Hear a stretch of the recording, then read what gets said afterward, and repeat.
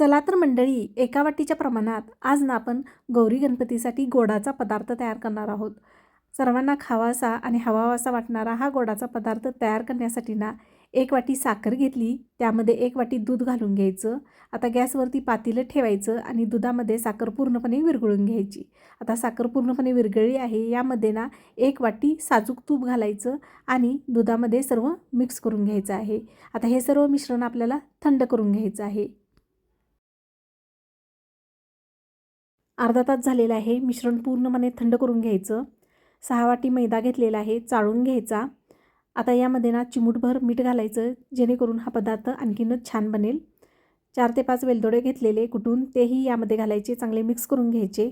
आता यामध्ये थंड झालेले मिश्रण थोडं थोडं घालून कणकेचा गोळा मळून घ्यायचा आहे. जर मिश्रण तुमचं कोरडं वाटत असेल तर तुम्ही दूध आणखीन वापरू शकता किंवा जास्त तुम्हाला पातळ वाटत असेल तर मैदा आणखीन तुम्ही वाढवू शकता.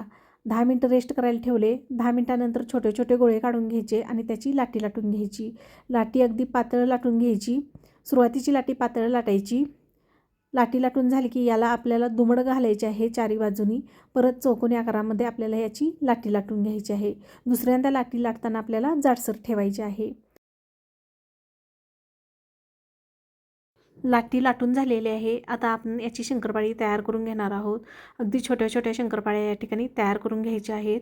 शंकरपाळी तळताना आपलं ना तेल कडकडीत गरम असावं आणि शंकरपाळी घातल्यानंतर आपल्याला ना तेलामध्ये ही शंकरपाळी मंद आचेवर तळून घ्यायची आहे.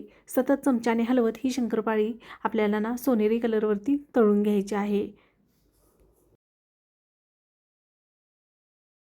2 ते 3 मिनिटांनंतर बघा सतत झाऱ्याने शंकरपाळी हलवून घ्यायची आहे आणि या शंकरपाळीला भरपूर लेयर्स आलेले आहेत. सतत जर तुम्ही हलवत राहिला की अगदीच एकसारखा कलर या शंकरपाळीला येतो. आता 3 ते 4 मिनिटांनंतर बघा लेयर्स भरपूर आलेले आहेत शंकरपाळीला.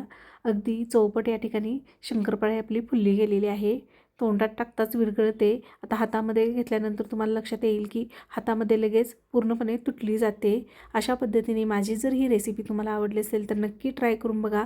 अर्धा किलोच्या प्रमाणात या ठिकाणी शंकरपाळी बनवून तयार आहे. धन्यवाद.